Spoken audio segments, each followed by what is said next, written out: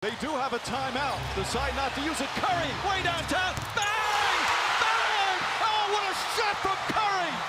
What's up, everybody? My name is Ethan. This is Courtside TV. If you're new, don't forget to subscribe. And before we get into it today, I want to plug my socials for everyone who's new. The channel's got a lot of growth over the past week or so. A lot of new people around here. So if you are not following me on Twitter, be sure to go do that. The link is in the description below. I live tweet about the games, whatever I'm watching. Live thoughts, reactions, whatever's going on. Pretty standard stuff. But go follow me there, as well as on TikTok. I have committed to making a game prediction for every single game this year. Before the games tip off every day, I make a prediction of who's going to win every single game for the night. At the end of the year, we're going to go back and look at all of those and see what I was right about, what I was wrong about, how many I got right and wrong. So go follow me on TikTok there, and you can see what I think about every single game that happens. All right, so with that out of the way, let's get into it. The Wizards are probably the most disappointing team in the NBA this year. And this comes after 2 losses to the Bulls, who I probably called the most disappointing team in the NBA just a couple of days ago. The Bulls at the time were 0-3, and they had not looked good up until that point. And now they've beaten the Wizards twice, bringing their record to 2-3. And the Wizards are now 0-5. So the tables have turned pretty quickly here, and the Wizards have now taken over the mantle of the team that everybody's going to crap on for the next week until they finally get their first win. And it's not that they're like getting blown out. Every single game has been, I believe, a single-digit loss. They had a 10-point loss to the Magic, and every other game has been in single digits. So it's competitive. They're only losing by 5-6 every night. It's not like they're getting blown out. But they're now 0-5. They don't have a win yet. And it's weird because I don't even feel like they've been playing particularly bad, at least when you're looking at the box score.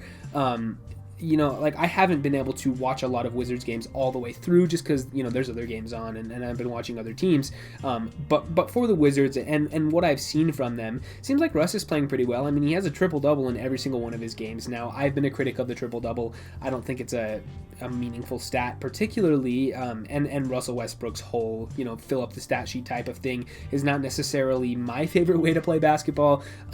But, he's doing his thing, right? The normal Russell Westbrook with 25 points, 13 assists, and 11 rebounds.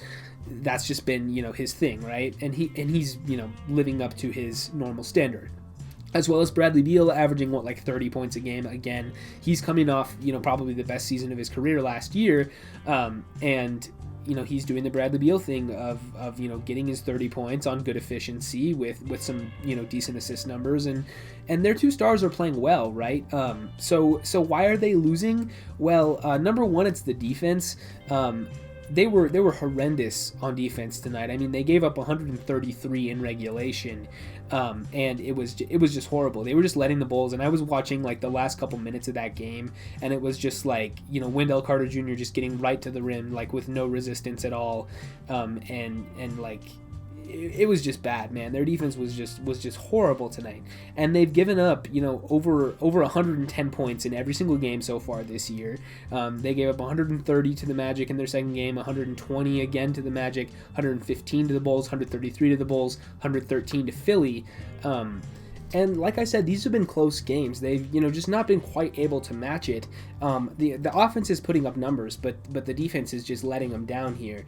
And this is a team that I expected to be competitive in the Eastern Conference. I think I picked them 7th or 8th seed, and being in one of those play-in games.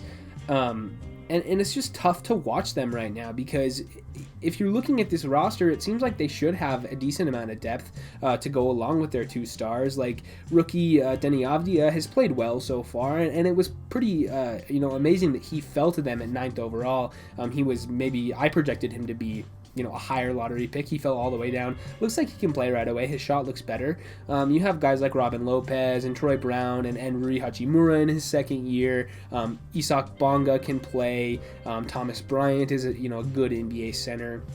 So they can field a rotation. It's just I don't really understand why they're losing these games. I mean, I guess like I said, it's really just the defense, but I don't know how they can improve here. And probably the most concerning thing is this was probably the easiest stretch of their schedule that they're going to have for a while.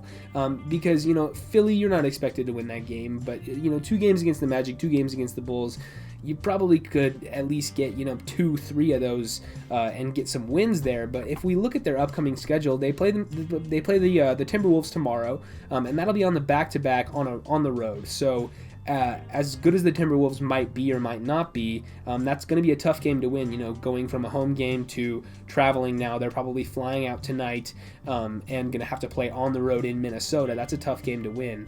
And then after that, you have a long road trip of at Brooklyn, at Philly, at Boston.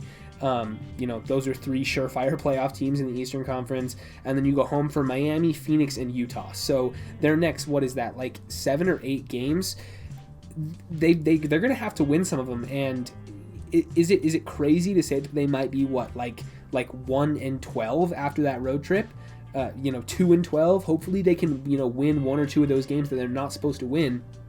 But say that they beat the Timberwolves tomorrow, and then one of those games against those contenders, they're going to have to eke out a win or 2 there. But even if that happens, they're going to be 5 or 6 games under 500, even in the best case scenario.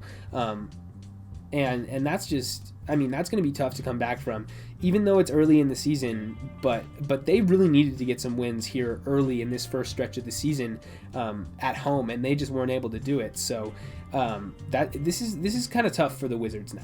And we'll have to see how they adjust, because if they continue to look bad, this could potentially be a team that might struggle for a long time, because they're stuck with some of these contracts. They traded for Russell Westbrook. Either way, they were going to be stuck with the John Wall, Russell Westbrook deal. What is there, 2-3 years left on that huge contract? It's pretty much the same one as John Wall. So it's not like they were taking on a worse contract, but they're stuck with the Russ deal.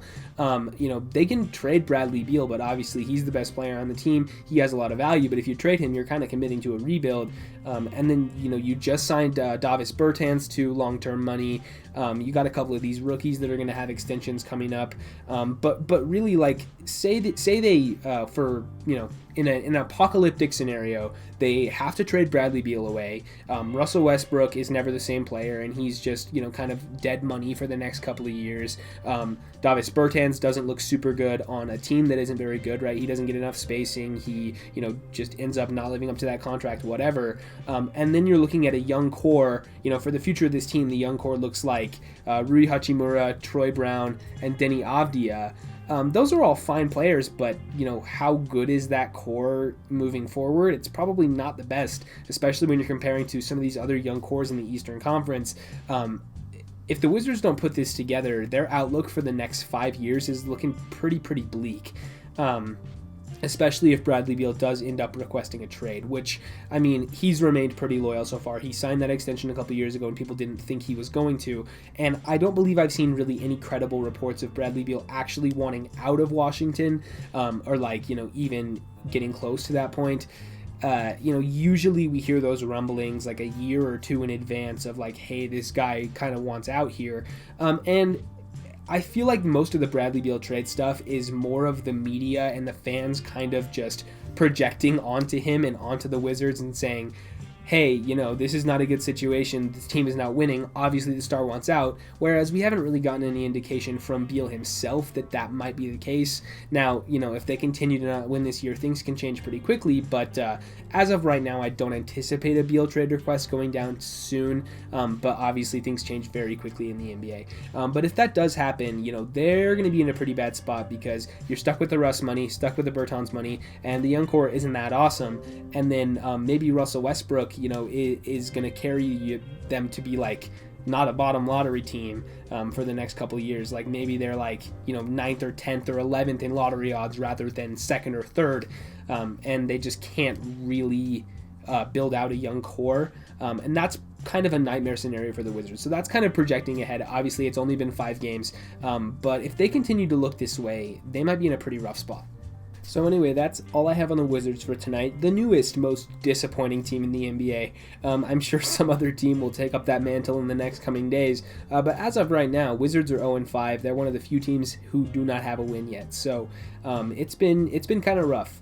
But anyway, that's about all I have. Like I said at the top of the video, if you're new, don't forget to subscribe, leave a like, ring the bell if you want to, leave a comment letting me know what you think about the Wizards. They've been pretty disappointing, but do you think they have a chance to turn it around?